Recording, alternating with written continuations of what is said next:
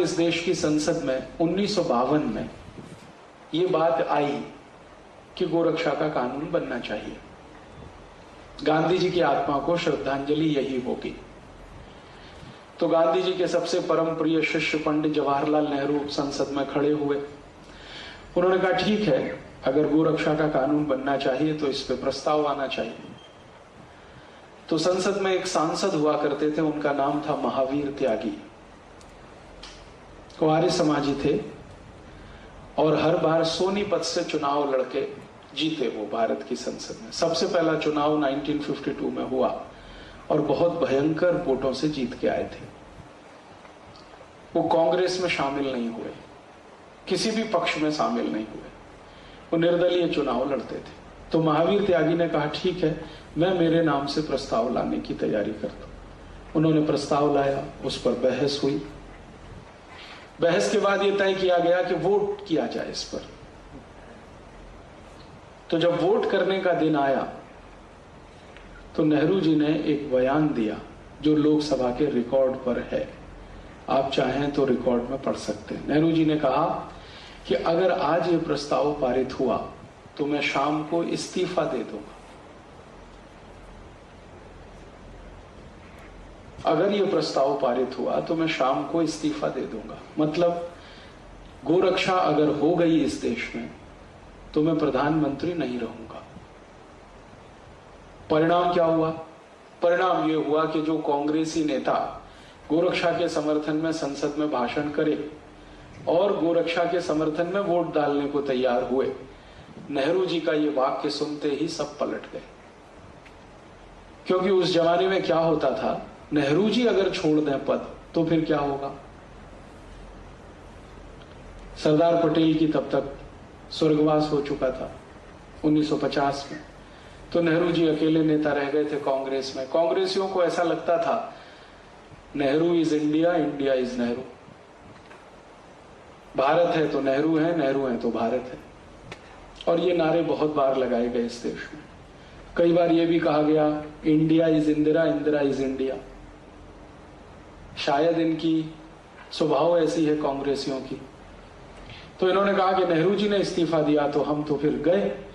तो इतना हंगामा किया संसद में कि वोट ही नहीं हुआ और अगले दिन महावीर त्यागी को मजबूर कर दिया और वो प्रस्ताव वापस लेना पड़ा।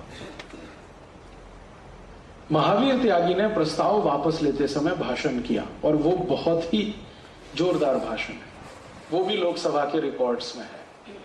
उसमें उन्होंने कहा कि मिस्टर नेहरू, पंडित नेहरू, मैं आपको याद दिलाता हूं कि आप महात्मा गांधी के परम प्रिय शिष्य हैं। गांधी जी ने वायदा किया था कि आजादी मिलने के बाद पहली सरकार बनेगी तो सबसे पहला कानून गोरक्षा का बनेगा। अब आप ही उससे हट रहे हैं तो हम कैसे माने कि आप गांधी जी के शिष्य हैं। इससे भी आगे कहा कि नेहरू जी, मैं आपको आपके पुराने भाषणों की याद दिलाता हूं जो आपने अलग अलग समय पर अलग अलग जगह दिए हैं और हर जगह आपने एक ही बात कही है कि मुझे किसी कत्ल खाने के सामने से गुजरना पड़े तो घिन आती है और अंदर से आत्मा द्रोह करती है। ये कत्ल खाने तत्काल बंद हो, ये आपने कितनी बार कहा है। लेकिन जब समय आया कानून बनाने का और गो हत्या रोकने का तो आप पीछे हट रहे। नेहरू जी ने उनके इन सब बातों का कोई उत्तर नहीं दिया। उसके बाद क्या हुआ, बात आई गई हो गई, प्रस्ताव पारित नहीं हुआ। थोड़े दिन के बाद सन 1956 में नेहरू जी ने एक चिट्ठी लिखी सभी मुख्यमंत्री और ये भी रिकॉर्ड में है। अब नेहरू जी का कौन सा स्वरूप सही था और कौन सा गलत, ये अभी फैसला करने का समय मैं मानता हूं कि आ गया है। जब वो गांधी जी के साथ मंच पे खड़े होकर भाषण करते हैं तो कहते हैं मैं कत्ल खाने के सामने से गुजरता हूं तो आत्मा चीत्कार करती है और मैं चाहता हूं कि सारे कत्ल खाने बंद हो। और जब वो प्रधानमंत्री बनते हैं तो मुख्यमंत्रियों को चिट्ठी लिख रहे हैं कि गाय का कत्ल बंद मत करो क्योंकि इससे विदेशी मुद्रा मिलती है। उस पत्र का सबसे अंतिम वाक्य बहुत खतरनाक है।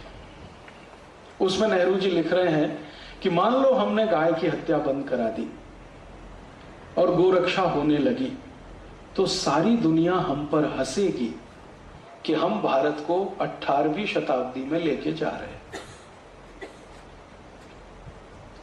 अर्थात नेहरू जी को यह लगता था कि गाय का कत्ल होने से देश 21वीं शताब्दी की ओर जाएगा और गोरक्षा होने से 18वीं शताब्दी में चला जाएगा।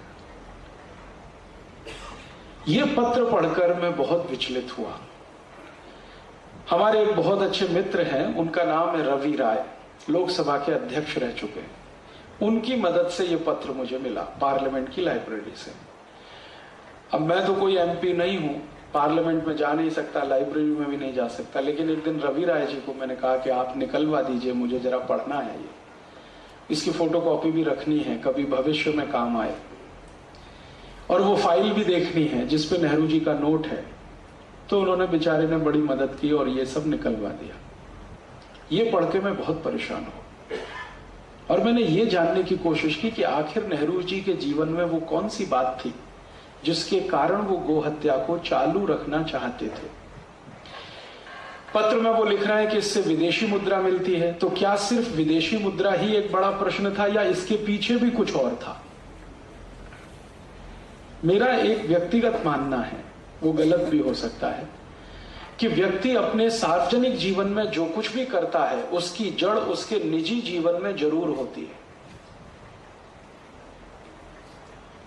वो भारत का प्रधानमंत्री हो, राष्ट्रपति हो, देश के किसी संवैधानिक पद पर बैठा हुआ हो, या कोई संत हो, महंत हो, साधु हो, प्रोफेसर हो, इंजीनियर हो, डॉक्टर हो, या साधारण किसान हो, मजदूर हो, कोई भी व्यक्ति हो, अगर वो सार्वजनिक जीवन में कुछ कर रहा है तो उसकी जड़ें उसके निजी जीवन में जरूर होती हैं।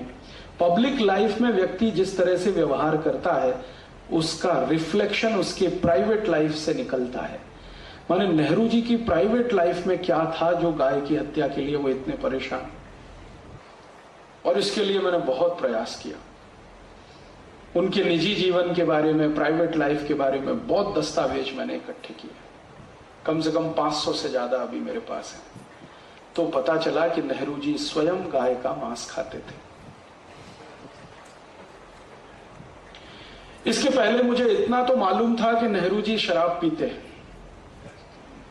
और यह भी मालूम था कि चेन स्मोकर हैं, दिन में 60 से 70 सिगरेट पीते हैं,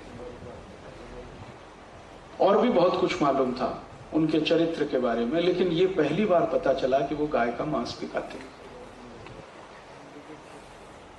और उनके गाय के मांस के भोजन को बनाकर तैयार करके लंच के रूप में भिजवाने का काम दिल्ली का वो होटल करता रहा जहां अभी थोड़े दिन पहले जॉर्ज बुश रुका। और नेहरू जी का एक लंच का खर्चा उस जमाने में 13,000 रुपए होता था, जिस पर भारत के एक समाजवादी नेता ने बड़ी कड़क टिप्पणी की थी, राम मनोहर लोहिया। उन्होंने संसद में एक दिन बहुत जोरदार भाषण दिया था कि नेहरू, तुम्हारा एक समय का भोजन का खर्च 13,000 रुपए है, और भारत के 14 करोड़ लोगों को 2 समय खाने को रोटी नहीं, तुमको शर्म नहीं आती? उस जमाने में संसद में लोहिया जी एक व्यक्ति थे जो नेहरू जी को इस तरह से बोल पाते थे, बाकी तो सब नेहरू के आगे पीछे दुम हिला के घूमते रहते थे। तो जब ये दस्तावेज मिल गए तो मैं समझ गया कि नेहरू जी के मन में गाय के प्रति जो प्रेम था वो दिखावे का था, गांधी जी को प्रभावित करने के लिए था, और भारत का प्रधानमंत्री बनने के लिए था। एक बार प्रधानमंत्री बन गए, अब तो कोई कष्ट नहीं है, कोई रोकने वाला नहीं, कोई टोकने वाला नहीं, और सरदार पटेल की मृत्यु के बाद तो कोई नहीं उनके सामने चुनौती देने वाला। तो उनका असली रूप पूरे देश के सामने आया। और ये जितनी बातें मैंने आपसे कही हैं, ये सब भारत की लोकसभा के रिकॉर्ड्स पर मौजूद हैं। कभी इतिहास लिखा जाए तो ये सब उसमें आ जाए। तो हम समझ सकते हैं कि नेहरू जी से कोई अपेक्षा नहीं कि वो गाय की रक्षा करने के लिए कुछ करें। फिर मैंने सोचा नेहरू जी के बाद वालों को क्या हुआ, उनका तो समझ में आ गया, चलो ठीक है। बाद में इतने प्रधानमंत्री आए, उनका क्या हुआ? उन्होंने क्यों नहीं कानून बनाया गोरक्षा का? क्योंकि गोरक्षा का कानून बनाने की बात 1947 से चल रही है, जिस दिन आजादी मिली उस दिन से चल रही है, और अब सन 2006 आ चुका है, लगभग 60 वर्ष पूरे होने जा रहे हैं। तो बाद के प्रधानमंत्रियों ने क्या किया? तो वो रिकॉर्ड्स देखना शुरू किया तो पता चला कि एक बार श्री लाल बहादुर शास्त्री ने और एक बार श्री मोरारजी देसाई ने पूरी ईमानदारी से कोशिश की थी, लेकिन उसमें कामयाब नहीं हो पाए। मोरारजी भाई ने जब ये कानून बनाने का तय किया तब तक देर हो गया और उनकी सरकार गिर गई। या मैं सोचूं दूसरे तरीके से कि उनकी सरकार गिरा दी गई है, क्योंकि उनकी सरकार को गिराने के पीछे जो तर्क था वो हमारे गले आज तक नहीं उतरता। गंभीर कारण कुछ और था, और उसमें से एक गंभीर कारण है जो बिल्कुल स्पष्ट दिखता है। मोरारजी देसाई की सरकार ने एक बहुत क्रांतिकारी काम किया था। अमेरिका की सबसे ताकतवर कंपनी कोका कोला को हिंदुस्तान से भगा दिया था, और वो भी इतने अपमानजनक तरीके से भगाया था कोका कोला को, नोटिस दे दिया कोका कोला को। मोरारजी देसाई के मंत्रिमंडल में उद्योग मंत्री हुआ करते थे जॉर्ज फर्नांडिस, उन्होंने नोटिस दे दिया कि देखो 3 दिन में भारत छोड़ दो, नहीं तो आपकी सारी संपत्ति को हम राष्ट्रीय संपत्ति घोषित कर देंगे। और ये सिर्फ कोका कोला के लिए ही नहीं था। हॉलैंड की एक बहुत बड़ी कंपनी इस देश में है जिसका नाम है यूनिलीवर, जिसने नाम बदल के अभी धंधा शुरू किया हिंदुस्तान लीवर। इसको भी नोटिस था कि आप अगर अपनी शेयर इक्विटी कम नहीं करते तो आपका भी धंधा बंद कराएंगे। और अंत में वो नोटिस सभी विदेशी कंपनियों को था जिनको ये कहा गया था कि आप भारत में अपनी पूंजी को कम कर दीजिए, नहीं तो आप सबको हम भारत से भगाएंगे। ये एक बड़ा कारण था मोरारजी भाई की सरकार गिराने में। और दूसरा कारण था, मोरारजी भाई ने एक घोषणा की थी कि जैसे गुजरात को शराब मुक्त बना दिया वैसे पूरे देश को बना देंगे। और आप जानते हैं कि गुजरात आज तक शराब मुक्त प्रदेश है। यह अलग बात है कि चोरी छुपे वहां मिल जाती है, लेकिन कानूनन रूप से गुजरात में न शराब बिक सकती है, न कोई पी सकता है, न कोई बना सकता है। ये मोरारजी देसाई का चमत्कार है, आज तक है।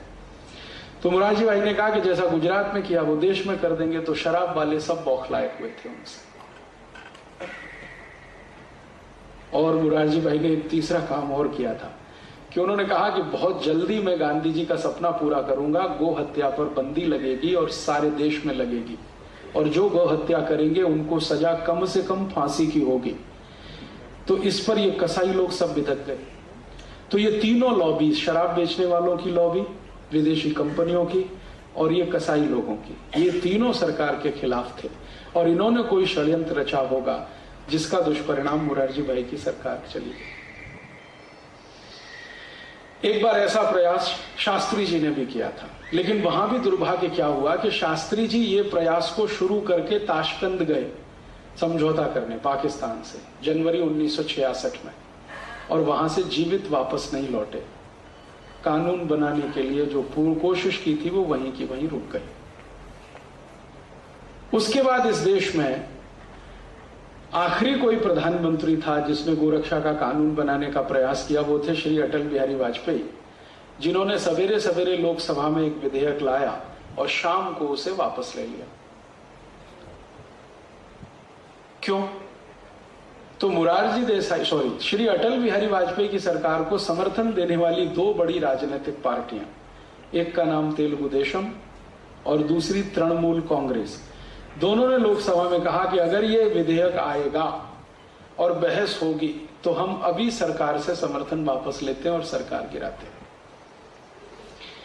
ममता बनर्जी ने जब ये बयान दिया लोकसभा में, तो बाहर आते ही उनको पत्रकारों ने पूछा कि आप ऐसा क्यों बोल रही हैं, गाय की हत्या बंद हो जाने दीजिए, बहुत समय से ये चल रहा है मामला। तो ममता बनर्जी ने जोर से कहा कि गाय का मांस खाना मेरा मौलिक अधिकार है, कोई कैसे रोक सकता है। किसी पत्रकार ने याद दिलाया कि आप तो ब्राह्मण हैं, पंडित हैं, बंगाली, और आप ऐसा बोलते हैं। उसने कहा सो व्हाट। और दूसरी तरफ ये जो तृणमूल कांग्रेस जैसी ही एक पार्टी है तेलुगु देशम, उसका जो मुख्य चंद्रबाबू नायडू, उसने हैदराबाद में बयान दिया कि अगर सरकार ने गोहत्या का विधेयक पारित कराया तो कल समर्थन हम वापस लेते। तो श्री अटल बिहारी वाजपेयी अपनी सरकार बचाने के चक्कर में वो बिल जो सवेरे लाया वो शाम को बिना बहस के वापस ले लिया। सरकार बचाना उस समय उनके लिए मुख्य था, गो हत्या रुकवाना मुख्य नहीं बना।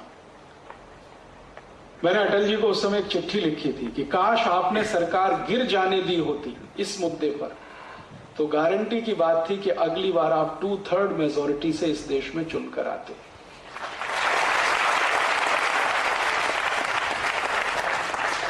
क्योंकि गो हत्या का विषय भारत के 80 करोड़ लोगों का, 85 करोड़ लोगों का हृदय का मामला है, हृदय से जुड़ा हुआ विषय। लेकिन वो इतनी दूरदर्शिता नहीं दिखा पाए और वो सरकार भी गई और गो हत्या तो खैर आज तक हो ही रही है।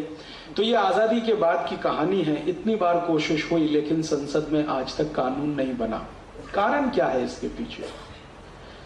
इस पर आजकल मैं थोड़ा खोज कर रहा हूं। क्यों संसद में कानून नहीं बनता है? क्यों कुछ सांसद खड़े होकर चिल्लाने लगते हैं जब भी ये विषय आता है बहस के लिए? हमारे भारत में राजनीतिक दलों में ऐसे कई नेता हैं, ये बात कहने के लिए आप मुझे माफ करेंगे, हमारे राजनीतिक दलों में ऐसे कई नेता हैं जो गाय का मांस बेचकर अपना धंधा चला रहे हैं। कई नेता हैं ऐसे। और इस हिंदुस्तान में 3600 जो कत्ल खाने चल रहे हैं रजिस्टर्ड, उनमें से 50 से 60% कत्ल खाने राजनीतिक नेताओं के हैं जिनकी पूंजी से यह काम चल रहा है।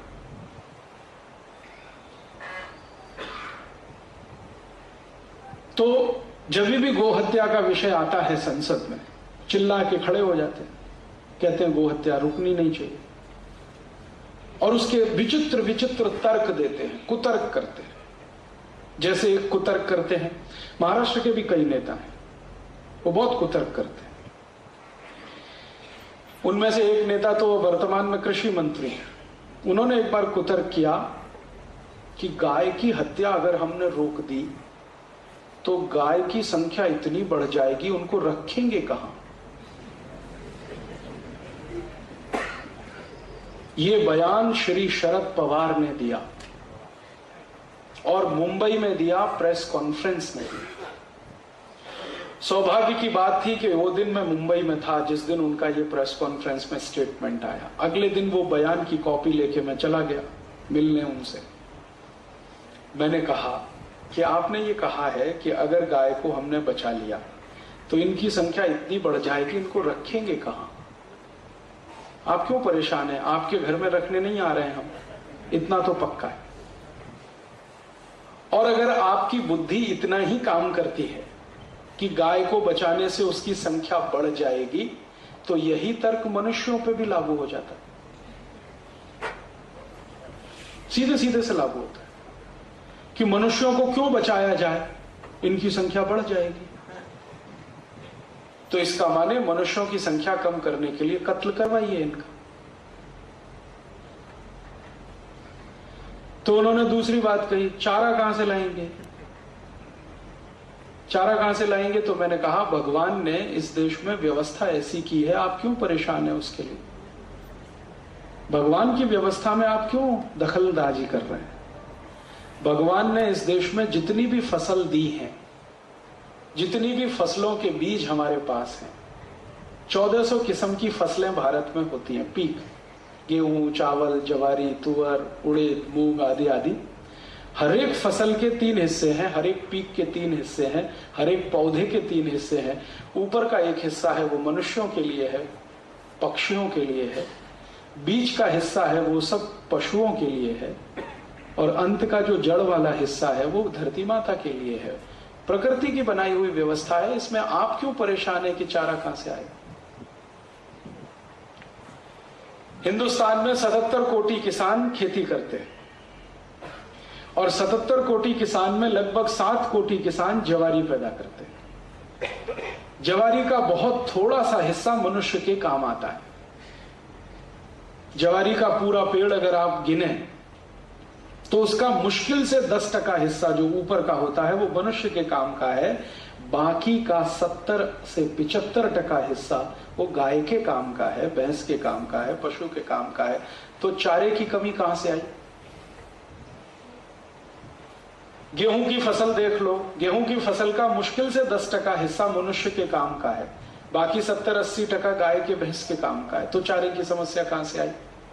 गेहूं पैदा हो रहा है, ज्वारी पैदा हो रही, चावल की फसल का बहुत छोटा सा हिस्सा मनुष्य के काम का है, बाकी जानवरों के काम का है। तो चारे की कहां कमी है इस देश में? आप क्यों परेशान हैं? फिर उनका तीसरा कुतर्क, गाय बूढ़ी हो जाती है तो क्यों पालना? तो मैंने कहा आई भी बूढ़ी हो जाती है, उसको क्यों पालना? कहते आई अलग है, गाय अलग है। मैंने कहा मेरे लिए तो आई और गाय दोनों एक ही जैसी, क्योंकि बचपन से मैंने यही सुना है, गाय हमारी माता है, देश धर्म का नाता है। तो मेरे लिए तो आई और गाय दोनों शरीक ही है। तो गाय बूढ़ी हो गई इसलिए कत्ल होनी चाहिए, तो आई भी बूढ़ी हो गई इसलिए कत्ल होनी चाहिए। फिर आखिरी कुतर्क कि दूध नहीं देती है, फोगट में क्यों खिलाने का उसको? तो मैंने कहा दूध तो आई भी नहीं देती है थोड़े दिन के बाद। हमारी आई हमको जास्ती से जास्ती 1 साल दूध पिलाती है, और ये गौ माता तो जीवन पर्यंत दूध पिलाती है। इसका स्थान तो आई से भी ऊंचा है।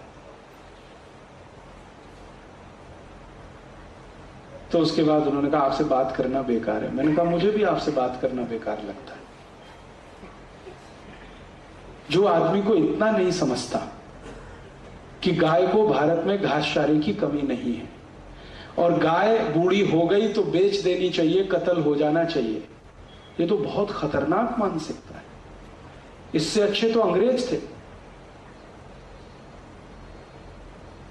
क्योंकि वो खुलकर कहते थे कि हम तो गाय काटते हैं हमारे भोजन के लिए। ये तो काले अंग्रेज उनसे ज्यादा खतरनाक, जो भारत और भारतीयता का लबादा ओढ़े हुए हैं और दिमाग में पूरी अंग्रेजियत भरी हुई है। और मैं आपको एक और बात कहना चाहता हूं कि ये जो कुतर्क हैं, ये सिर्फ शरद पवार का मैंने नाम इसलिए ले लिया कि वो प्रतीक व्यक्ति है, वरना ये कुतर्क हिंदुस्तान के बहुत सारे पढ़े लिखे लोगों के कुतर्क बन चुके हैं। और खासकर ऐसे पढ़े लिखे लोग जिनको थोड़ी अंग्रेजियत की शिक्षा मिली है, कॉन्वेंट में पढ़े हैं, इंजीनियर डॉक्टर बने हैं, उनके भी ये कुतर्क बन चुके हैं। शरद पवार तो प्रतीक मात्र है, वहां कोई और भी हो सकता है जो इसी तरह की बात करे। ये कुतर्क आए कहां से, किसने डाले हैं हमारे देश के पढ़े लिखे लोगों के दिमाग में? कौन जिम्मेदार है इनके लिए? ये भी मैं समझने की कोशिश कर रहा हूं। तो पता चला कि ये कुतर्क भारत से नहीं, पश्चिम से आ रहे हैं, वेस्ट से आ रहे हैं। उनके फ्रेज हैं, उनके ईडियम्स हैं जिनको हम इस्तेमाल कर रहे हैं। और इन्हीं कुतर्कों के आधार पर भारत में सरकार चलाने वाले लोग और सरकार चलाने के लिए मदद करने वाले अधिकारी दोनों मिलकर गाय की हत्या करवाने में लगे हुए हैं।